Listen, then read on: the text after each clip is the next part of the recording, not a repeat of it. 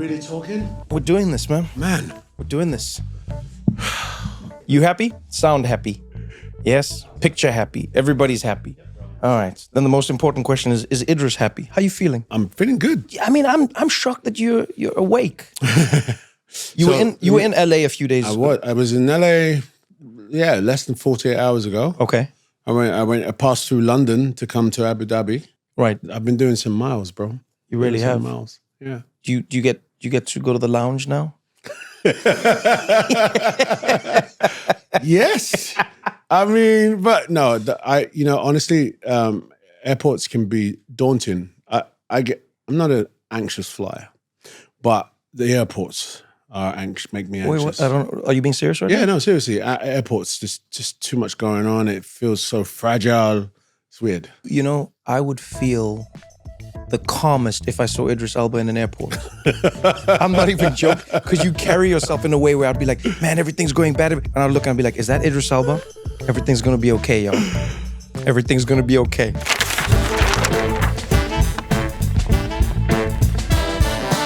This is What Now with Trevor Noah.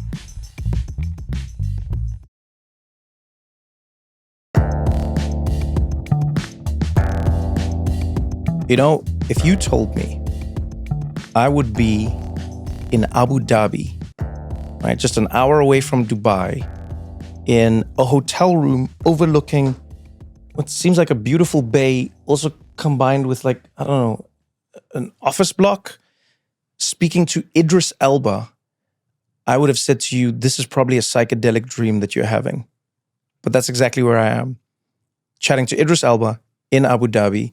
And oh yeah, before we jump into everything, man, congratulations on the SAG Awards. That was beautiful. Oh, that was really beautiful. Coming from you? No, man, for real. That Really was though? really, really beautiful. It was funny. It was heartfelt. It was like a vibe. It was. Whoa. Hold up. You just tell me I was funny. You know that you're funny though. No, bro. You know that you're funny. Okay, so me and you having a laugh about fufu or African stuff, we laugh. Yeah. But to stand up in front of the world like that and do what you do, I've thought about you a lot, actually, because you have a very good way of commanding a room. Your comic timing is hilarious. You go off the cuff and come back onto script. I was thinking about Trevor. I was trying to challenge it. No, man, you killed it. If you were channeling me, I now see me differently. I actually want to see my whole life channeled through Idris Elba now. If you saying you were doing Trevor Noah, I'm like, damn. It was. Nah, man, for real. It was. What was it like? I haven't seen you host before, by the way. Yeah, I wasn't meant to be hosting. They just gave me more segments than anyone else because I had won 2 awards one time. They duped me. They said, no, it's just a couple more links. I'm hosting. Yeah, you were hosting. It was a beautiful moment for me, man. I think, 1, it was cool to see something different. 2, I loved the vibe in the room. Like, acting is such a weird profession in that from the outside, acting seems impervious to anything.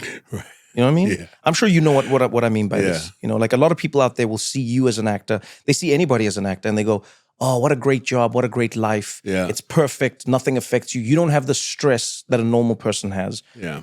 And I noticed in the awards, you and other actors spent a lot of time talking about what it was like going through the strikes in Hollywood, what it was like having the industry shut down. And I wondered, like, do those moments make you realize the fragility of the industry you're in? 100%. Yeah? I mean, in terms of strikes, in terms of workers' rights, because that's what it's all about, right? Yeah. It's like we're workers, one way or another, of an industry. We're called actors, called superstars, called Hollywood, but we're workers. Right. And the rights of those workers are fragile, especially in an industry that, is dominated by a few.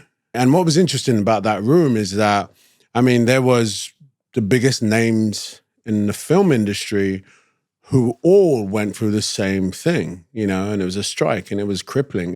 I think for all of us, we all the actors in that room just realized that, we're lucky to be working, lucky to have the industry that we have, and we have a union that actually really fought for some really important issues. Was there ever a moment in your life when you stopped I mean, fear is the wrong word, but it's like, so maybe I'll try and explain this for people who aren't aware.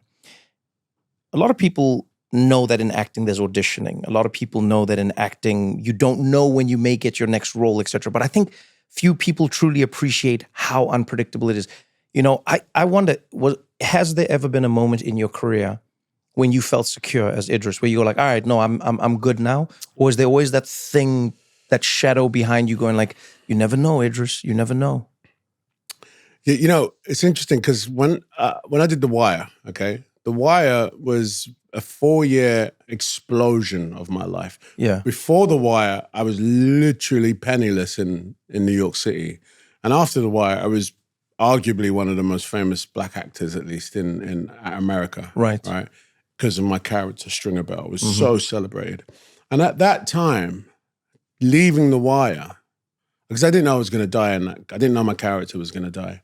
So wait, what do you mean you didn't know he was going to die? I didn't know my character was going to die until we got the episode. Wait, for real? Yeah, 100. That's another story altogether. But damn, it was tough love.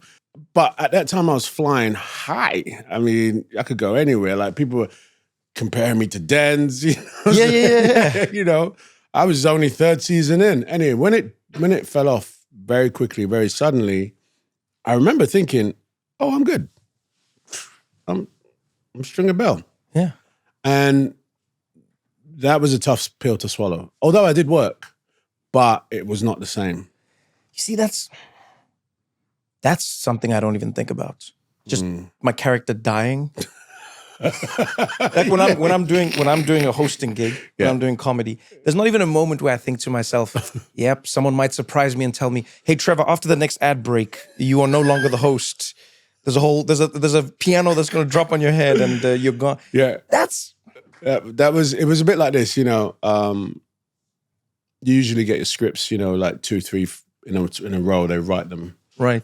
And I think the way I got it, I got episode 7. I was like, oh, episode 7. I got episode 7. Where's 8?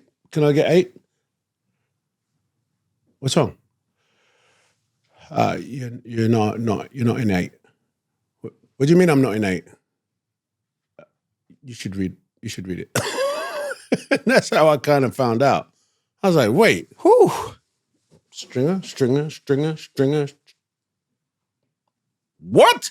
And it was crazy. It was like that. That's how I found out. And to your point, you know, it was scary. Yeah.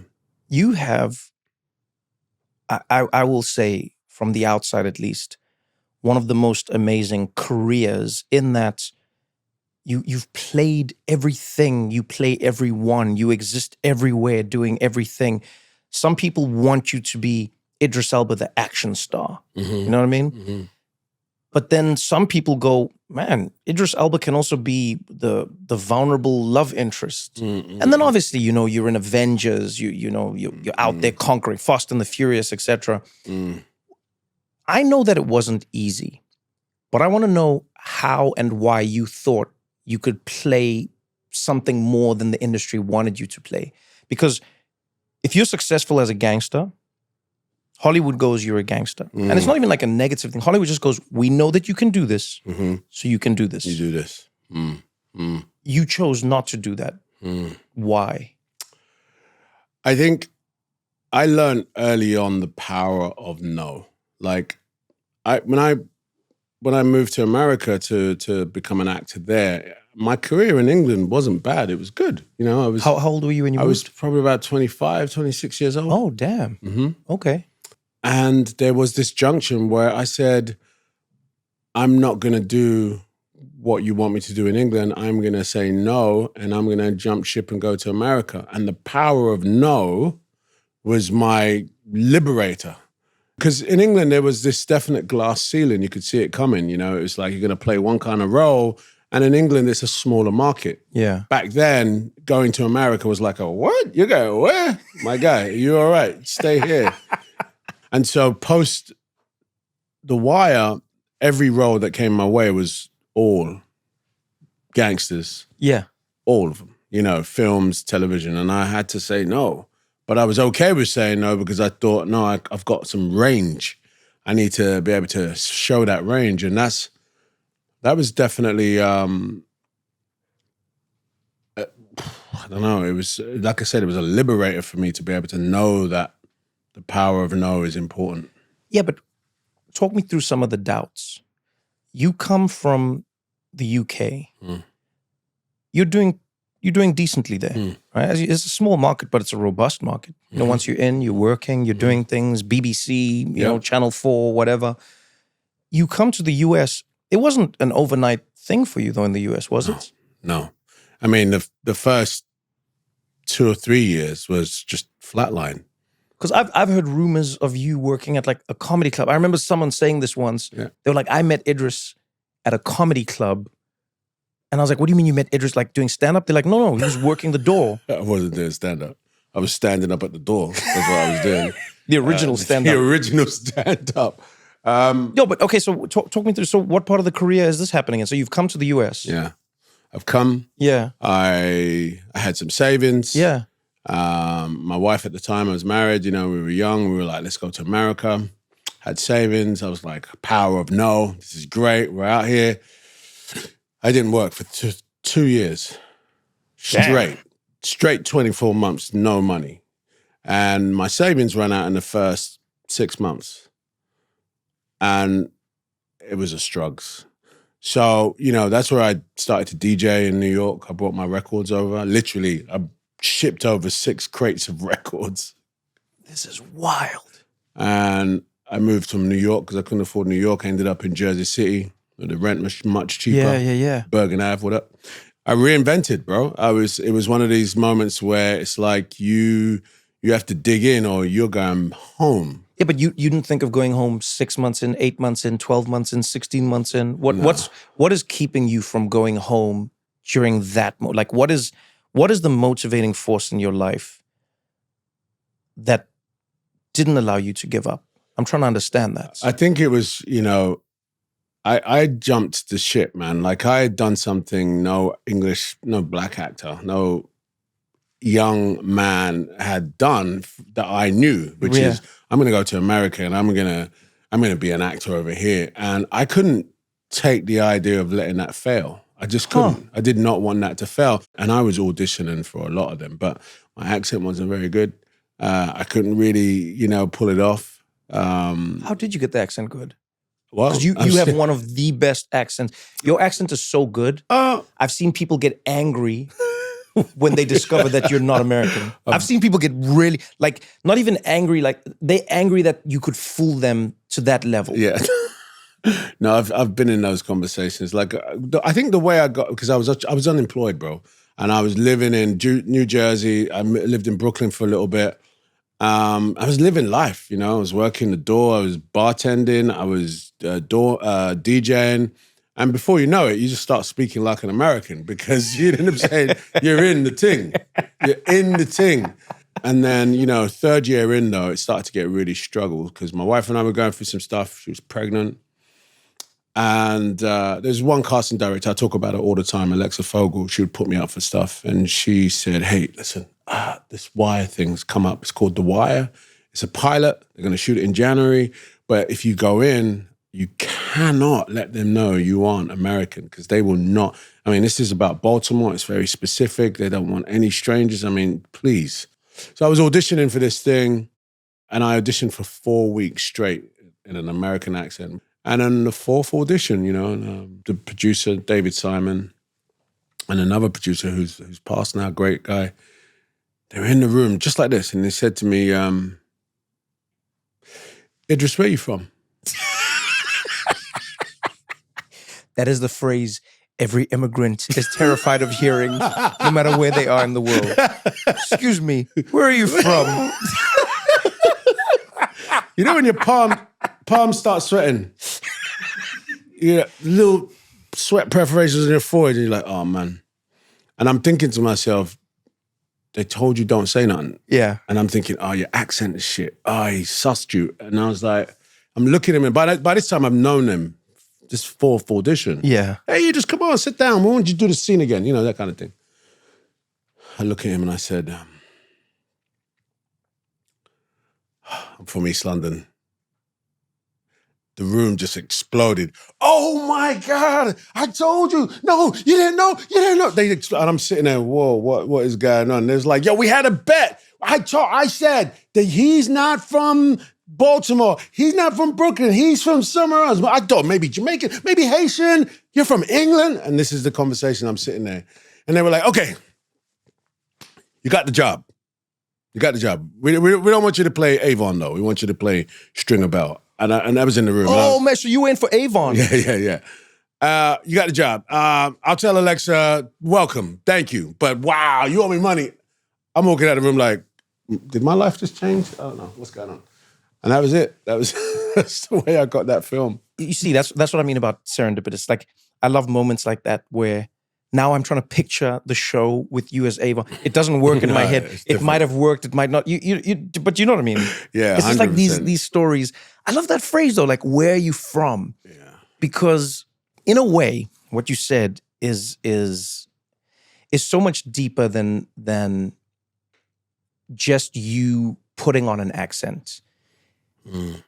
You lived as an American. Do you know what I'm saying? Mm-mm. I don't think that's any coincidence. The fact that you were grinding, the fact that you were working multiple jobs, the fact that you didn't know what was going to happen from one paycheck to the next, the fact that you were, in barbershops and in comedy clubs and working the bar and DJing and in a really strange way, both sad and beautiful at the same time. The fact you were living as an American. Oh yeah, the time that I knew I was American is when I had to go to the DMV to get my license.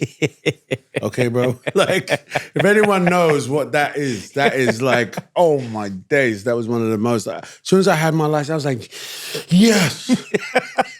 Can't tell me nothing because. The process was crazy. Anyway, oh no, that's a rites of passage. I feel like you have not lived in America until you've gone to the DMV in America. We're going to continue this conversation right after this short break.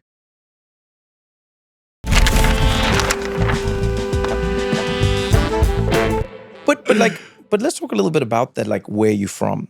There's a special connection I always feel with people who have moved from one place, especially the place they were born and lived, to another place to try and do something that requires them to ingratiate themselves to the people of that place. I obviously started my career in South Africa. South Africa is very similar to the UK in that we have a small industry, but it works. It's robust, and you do the little that you can and you do it in the world that they allow you to do it in. Going to America was ridiculous. In my world, people literally were like, what are you doing? Why? Like, why? Why America? And what would you say? About America? Well, but you see, my thing was I was never going for America. I don't know if you can relate to this, but when I look at anything that I'm doing, I try to do it to the best of my ability and almost to the end of what it is supposed to be. Right. So if I'm doing comedy, I do my best. I toured everywhere in South Africa. I started touring in Southern Africa. So I was in Namibia, I was in Zambia, I was in Botswana.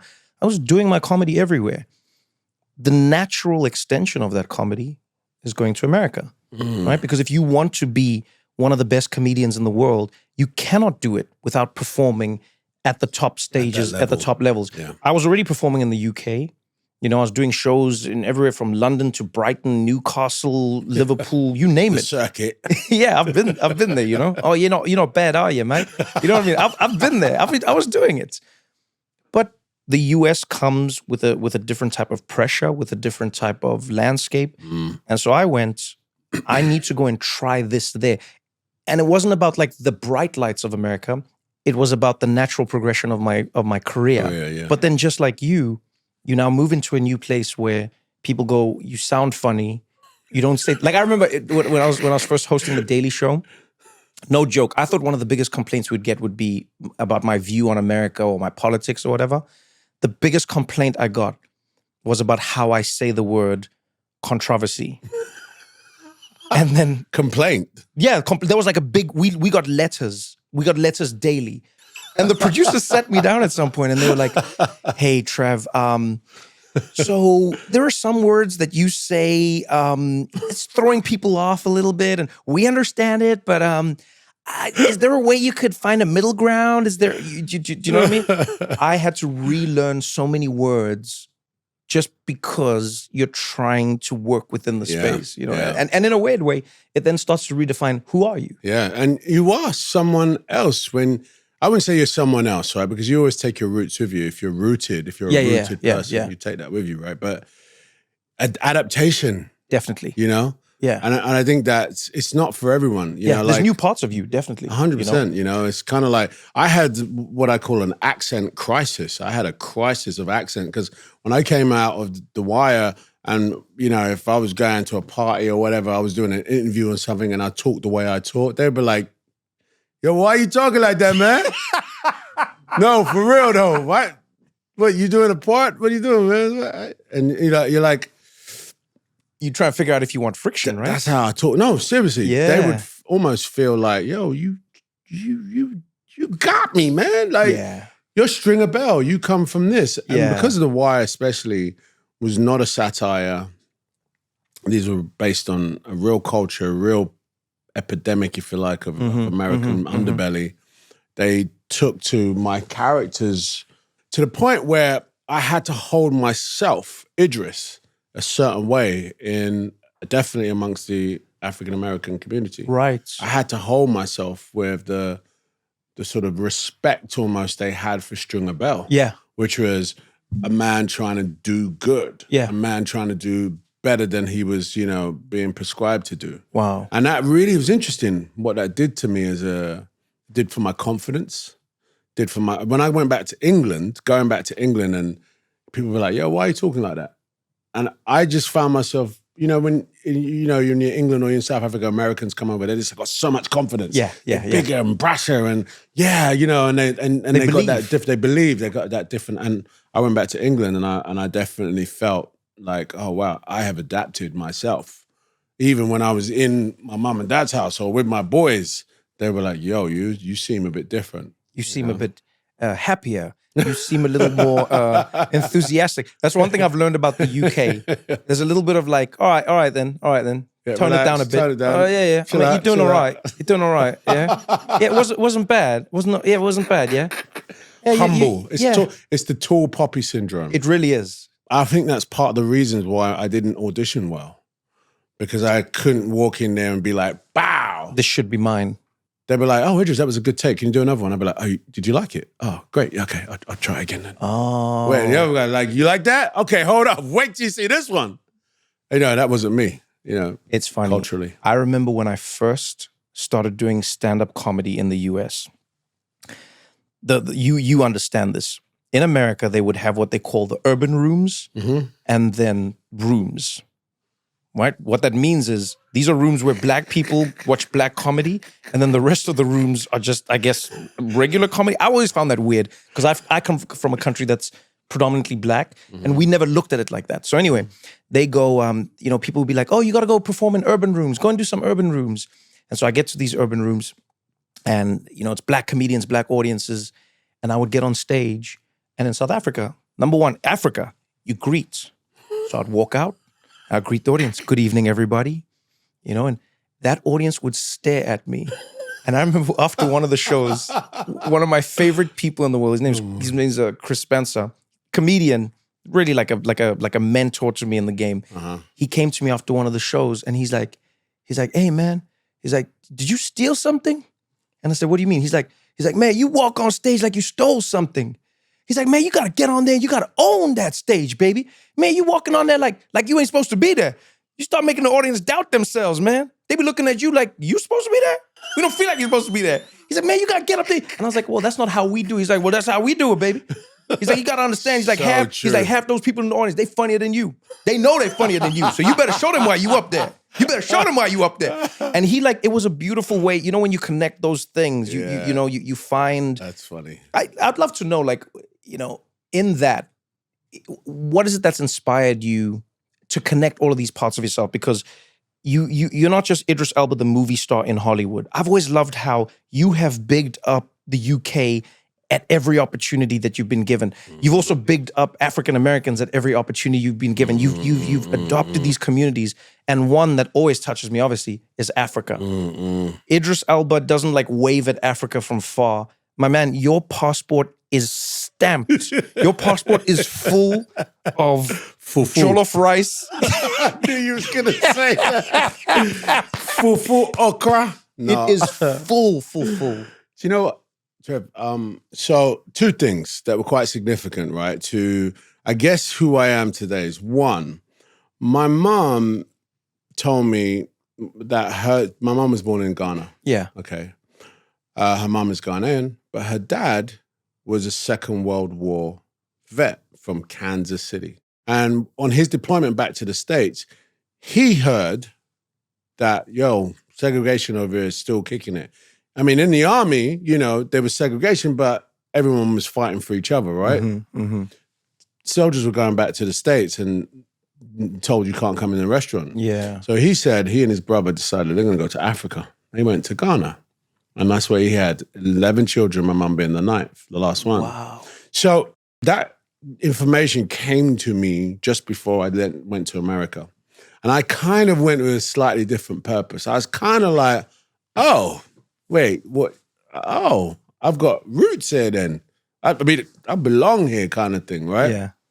The second thing is that at some point in my later life, I was probably about 29 or so, I took my DNA test. I knew my mum had an American father, but my dad's from Sierra Leone, very proud. Sierra Leone, Ghana, DNA. No Sierra Leonean. Wait, what? No. 10% Ghana, 10% Nigerian, 20% Bantu, 5% Togo, 5% Senegalese, Cameroonian. I mean, it was a map, right? I looked at this thing like, what is going on? Bantu being the Southern African tribe. Yeah, that's my side of the world. That traveled up. Huh. So I looked at this thing, right? And I was like, what the? Took it again, same thing. You took it again? Yeah. I did. I was like... I always find it funny when people do the same thing twice, hoping for a different result. I don't know why I find that so funny. It's a DNA test, but I love the idea that you're like, hold on, let's try this again. No, and then you're like, and this time I'm going to push certain parts of myself. I'm going to bring out certain parts of myself. I ate okra before I took it. I ate jollof. I was like, no, hold on. What were you hoping to get the second time Well, around? my mum said to me, I told her about this. She said, Kuna. Kuna's my mother. She said, Kuna, that is all money making. How much did you pay? How much did you pay? I told her. She's like, you see?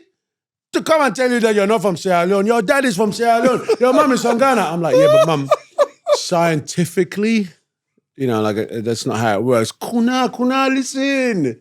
Anyway, so I did it again. I didn't even tell her the results the second time around, but this was me. And I just found myself like, not questioning, but I was like, wow, I'm African. Yeah, man. I am from this continent. And it also reminded me that everywhere I go in Africa, probably a bit like you too, right? People claim you. Yeah. Oh, yeah, my in a brother. beautiful way. They claim you. Yeah. You know what I'm saying? You're a resident now. You know what I mean? Wherever I go. And I guess I adopted that. So now I'm in the public eye and when people, talk to me about where I'm from, I have a real rich backstory. It's beautiful. I can talk about my granddad. I can talk about my Freetown, Sierra Leone was the home of the returned slaves. No wonder my DNA doesn't say Freetown, Sierra Leone, because my dad's DNA is probably mixed from so many different types of tribes, So that has been the very feeling I have every time I open my mouth about where I'm from. Yeah. I'm from England. I was born and raised there. I'm proud of that. But out of that comes this sort of, I'm an explorer, I'm an explorer of myself. I'm an explorer of the cultures that I'm from. And I remember, man, I think we talked about this, but when I got to play Nelson Mandela. Oh, yeah, yeah. When it hit the news in South Africa, it was polarizing. People were like, this guy can't play. He's obviously West African. What are you talking about? He's not Xhosa. How's he gonna play Nelson? Okay, he's tall, but what, are you joking?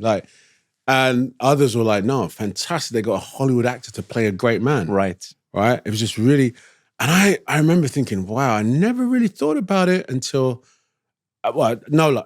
At the time I said, dude, this is the first thing I said. I said, Nelson's light skinned.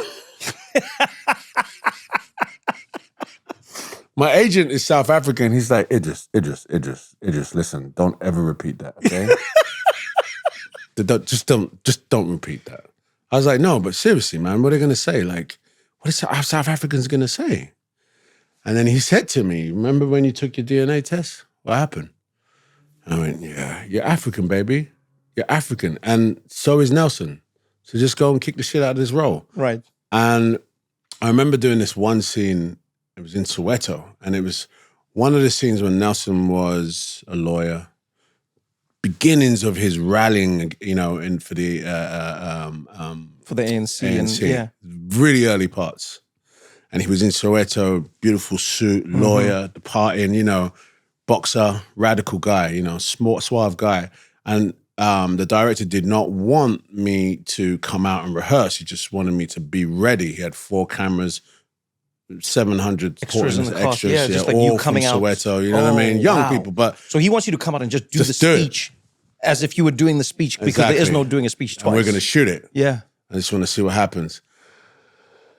I was back there like this, boy. Oh my God. I'm going to get booed. It was almost exactly what Nelson probably had to go through at the time. Oh, yeah. Which is, who's this guy, this lawyer coming out here talking all this shit? Is he crazy? Mm-hmm. I came out there, man. First thing I even heard someone say, is that Stringer Bell? What is he doing up there?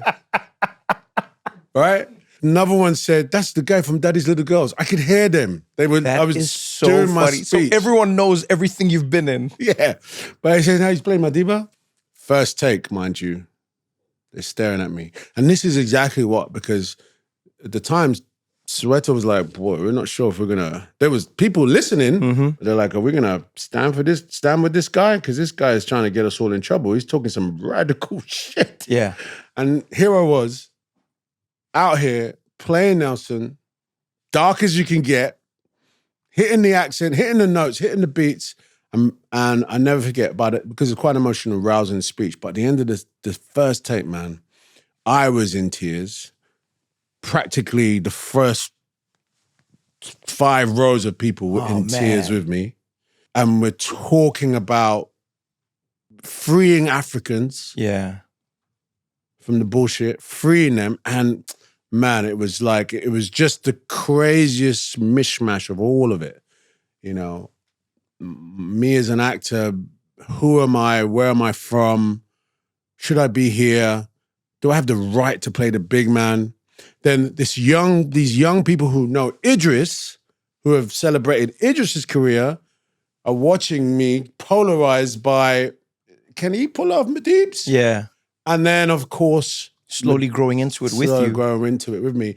At the same time, Madeebs, at the time, slowly winning the people over, the community over, into his rhetoric. So it was a fascinating, man. So it's a quick...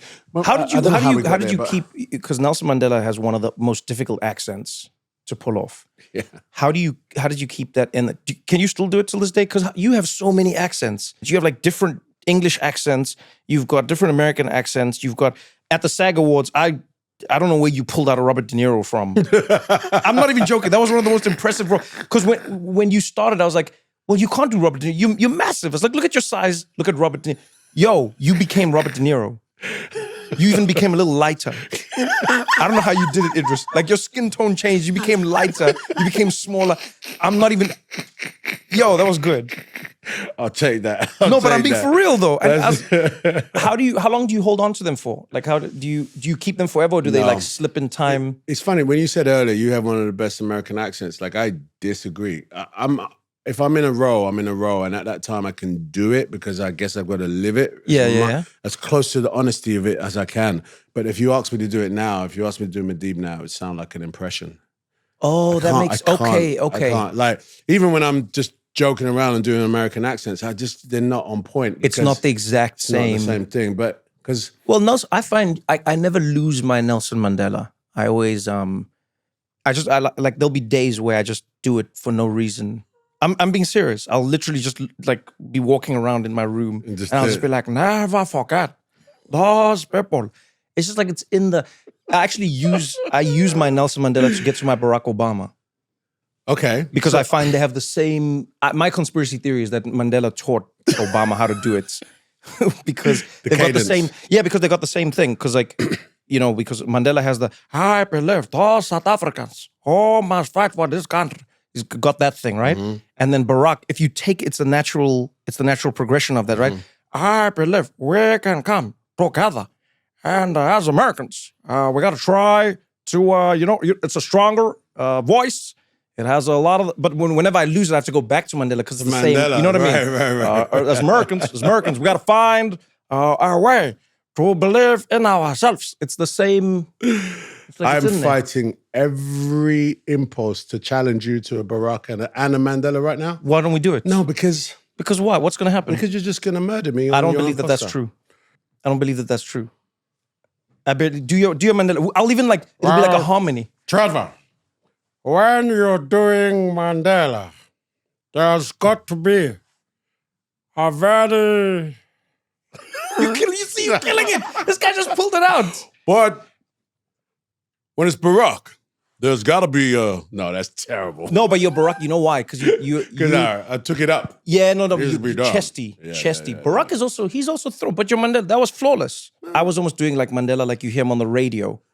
When you're hearing a broadcast, yes, because he pitches up. Yes, he does pitch up. But when you would speak to him in person, yeah, it's funny you say the thing about like knowing yourself and the pieces of yourself.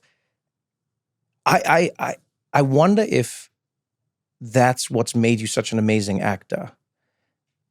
Is that like you have been forced in life to discover the parts of yourself as a real character that makes you who you are? Yeah. Do you know what I mean? Mm-hmm. And I feel like all great actors will tell you that they have to know all the parts that make the character who they are. What would you say you've brought from your life into acting? And what would you say that acting has brought into your life the other way around? I would say that in the maturity of any actor, unless you're a child actor and you win out your first audition and you're a star. Yeah. But the maturity of an actor is a patient game. You kiss a lot of frogs, a lot of auditions, a lot of no's before you get that yes, okay? A lot of rejection. But I've had some really challenging moments in my life, and I definitely know as an actor, you have to have thick skin, you have to go through some stuff that actually is traumatizing for you, right? Mm-hmm. When you play a role like Luther, for example, he sees a lot of murder, destruction, okay, blah, blah, blah. I go in, I play that role, and I play it to all of my ability, but my body doesn't actually know I'm acting. That's the thing people take for granted, I think. Right, you know? So when I'm crying or the trauma or I'm yelling or my head's about to explode, it's great acting, it's great, but actually my body doesn't know the difference. What do you do to get back to Idris, and how do you work on releasing that from you as a person? The first thing is to acknowledge that, you're acting, bro. Yeah. It's not real. Go do something for yourself. Go treat yourself good. Go take some therapy. All of that has helped me become, I think, a better human being, because I know my body. I'm so dedicated to my characters that I know I need to be dedicated to Idris as well, which is where the DJing, where the philanthropy, where the I other love that. parts. So that's all for you. Yeah, that's you. Because I've seen people ask many times. They will say, "What are you doing, man? You've worked so hard to climb the mountain that is Hollywood. You have broken through so many barriers." And then man turns around and says he's a DJ and he's making music and he's taking a step back from acting and he's... But I've seen you on the decks. You are having the time of your life. But I didn't know that you were doing it for you. I thought you were looking for another challenge or another thing. But that's like you. I need it. I need the balance. I need the natural juices that come from that. What is it about DJing in particular? I used to DJ, so I want to know what you... For me, it's... there's a really beautiful energy sweet point, right? It's like when you make a whole room laugh with one gesture. Yeah. That absolute pinnacle moment is an energy that you can't replicate. And it's like when you mix two songs together and the crowd go, ah, I can't get that from acting. Yeah, okay. You know, so but when you DJ, you do anything like that, that feeling is real. And that energy that I get from doing that is like rejuvenating. It's like that's the stuff my batteries are really made of, you know what I'm saying? So I do it for I do all these different things for therapy. Yeah. Because I really do commit to my roles, you know what I mean, in a way that my body doesn't know. How long have you been DJing for? When did you start? I started when I was 13. 13? 13, yeah. On like that's actual records, actual right? DJing, that's yeah. actual old school. I was there when sort of hip hop kind of began. Oh, you like hip hop was 50 years, right? So I was kind of there in the UK buying records, the first hip hop records, like, yo, what is this sound? Yeah. What were your decks? Were you like SL1200s? What were you using back then? No, man. No? Citronic belt drive. Oh my goodness. You know, with the oh my goodness. That's where you have to let the vinyl go at the right speed. Otherwise, it's like, I love it when you call me Big Papa. you gotta be so careful with those when you let them go. Oh man! And the needle's like really. Oh, light. It's always ready to skip.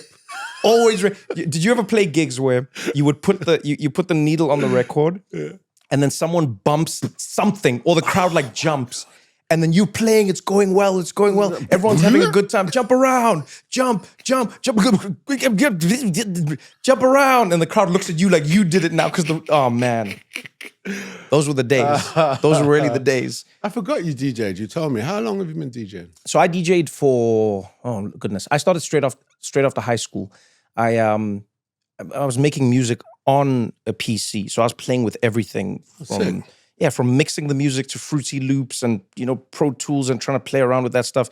A friend saw me doing it. He said, yo, you should come and DJ for people. I was like, I don't do that. He said, no, you do. Just come and do it. And I would sit there, when I tell you I was the biggest nerd, I would come there with a full PC rig, because it's not sexy like now with a laptop and you've got your, no. PC. I'm talking like a full-on, you remember like that cream-colored screen? With the big plastic. The big box. Yeah. I'd come there looking like I'm about to set up somebody's network. I'd put that stuff down. This is in the hood, by the way, proper in the hood. And people are looking at me and people would come and be like, sorry, sir, who's the DJ? And I'm like, I'm the DJ. And they go, where's your turntable? I said, no, I use a computer. And they're like, for music? And I was like, yeah. And you could see their faces go like, oh, this is not going to end well. This is not going to end well. And then I would play, that was me. And I would just sit there mixing songs for like 6 hours live. Really? Yeah, because you could have that much music. And I would play everything. You'd start off with like, I'd start off with like slow BPMs. I'd be in like the 70s, 80s, warming things up. It'd be like Jagged Edge and all of that. Get to like 94 BPM, move things up. Okay. Yeah, and then at some point I'd like warm it up. We get to like hip hop. Midnight, we'd start playing house. Yeah. Try and get to like 120 BPM, get people moving. And then you bring it back down on the other side. I loved it. What was your DJ name? I never got one. Okay. What was yours? Knuckles? Nick? Nah, so it started off as... my mom gave me this one. Your mom gave you a DJ name? Yeah. It was Idrico. Oh, that's not bad, actually. Idrico? That's not bad. Really? I don't think that's bad. Because I used to play for my parents whenever they had parties. Yeah, and I play a record. Idrico! I don't think that's bad at all. I thought you were going to be like DJ Cute Boy. No. DJ My Special Child. I thought it would be something, like I don't think of an African mom, but Idrico's dope. Idrico was the first one. And then it went from that to Kipling, Mr. Kipling. Ah, Mr. Kipling. Yeah, Mr. Kipling. I like that. Kippers. What, do you have one now? No, it's just Idris. Just Idris is a nice one. No, just Idris. Yeah, Just Idris is a great DJ name. It's Just Idris on the decks. I like that. No. Idris. You're saying just Idris, just saying. Yeah, Just Idris. Yeah. Don't go anywhere, because we got more What Now after this.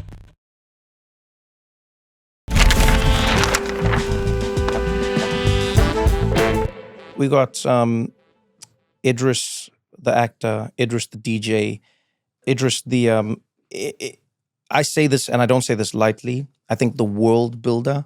You have a statesman vibe to you, and I've seen you with people. Like you want to create, you want to build, you want to grow.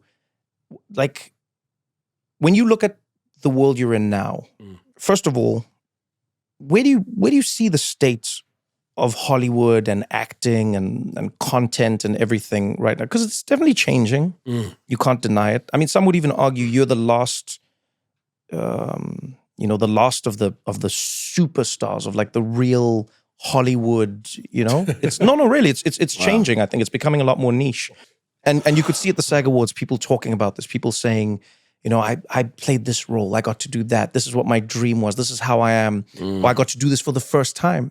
I got to play this type of character when nobody said I could. What excites you about the industry right now, and where do you still want to see the industry grow and change? Our industry has taken on incredible change, shape-shifting over the last, I'd say, 10 years. And it sort of began really slowly with this conversation around diversity, around our societies looking like the TV shows we were watching, and seeing that it wasn't. And then peeling the onion back even further and seeing that there wasn't very much equality within it, behind the scenes. So, the gender debate springing into action, Me Too and all this. So over the last 10 years, we've seen an industry that's gone through, I think, a very healthy health check. You know what I mean? Checking itself. You know what I'm saying? A history that essentially rewarded people for bad behavior suddenly said enough of that in a healthy way, okay? Alongside that, though, came this sort of interesting expansion with the digital era. Just more, I mean, I come from a period where in England there was 4 or 5 channels. Yeah. Okay? And you watched one of those 5. That was it. That was it. You were lucky if you got cable or Sky TV. Okay, you were lucky. And then we're in an era now where you literally can watch anything from anywhere in the world on your phone. Yeah. And what that's done for our industry is expanded it, but also somehow restricted it a little bit. Because the metrics of how you get a show made now are different. Yeah. You know what I'm saying? It's like, I think that to your point, there's niche micro it seems like groups that started to emerge now. So it's very rare now to have one actor be a star for an entire generation. Yeah. That's, weirdly enough, I feel like Africa is, the continent of Africa still has the opportunity to have the most incredible movie film industry in the world. Your eyes light up when you say that. Oh, yeah, man. For real, your eyes. Yeah. I feel like you want to be at the forefront of that. I want to be at the foundation of it. We want Trevors, we want Idrises, and we want them to be the biggest stars they can be.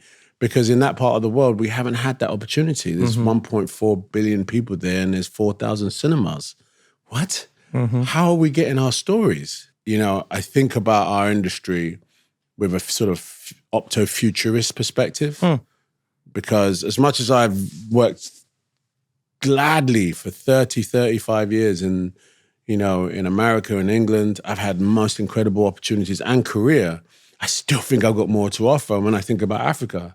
When we saw what happened with Black Panther and the sort of Afrofuturism world was sort of really exploding, everyone was like, whoa, what is this? This is incredible.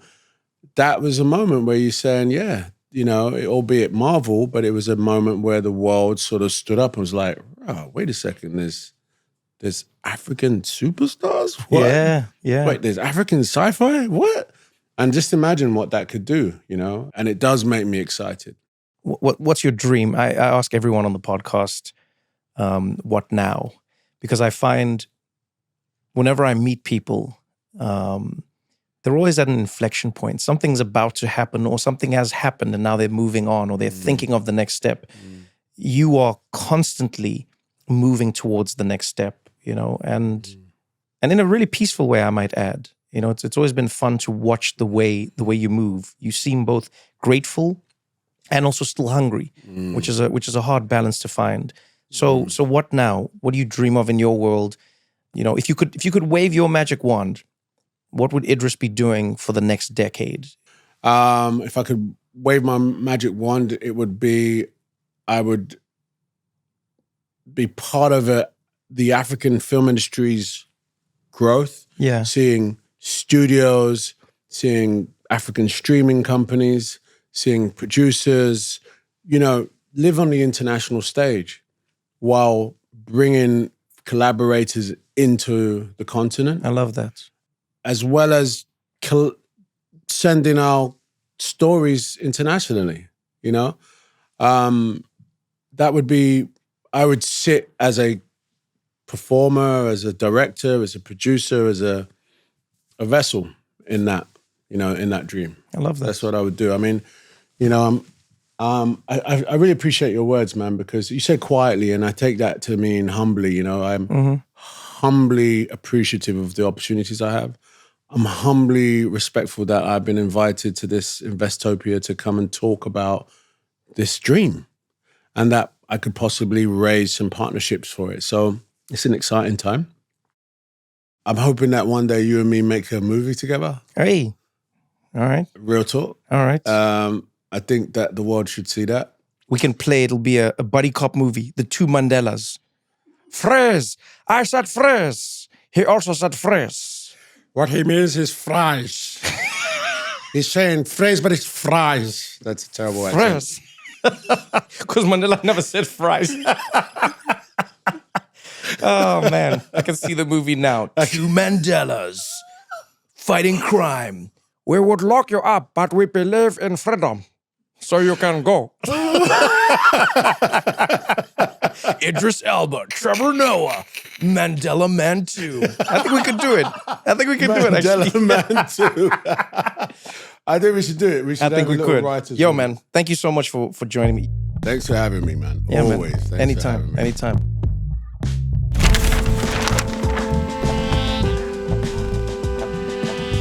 What Now with Trevor Noah is produced by Spotify Studios in partnership with Day Zero Productions and Full Wealth 73. The show is executive produced by Trevor Noah, Ben Winston, Sanaz Yamin, and Jody Avagan. Our senior producer is Jess Hackle. Marina Henke is our producer. Music, mixing, and mastering by Hannes Brown.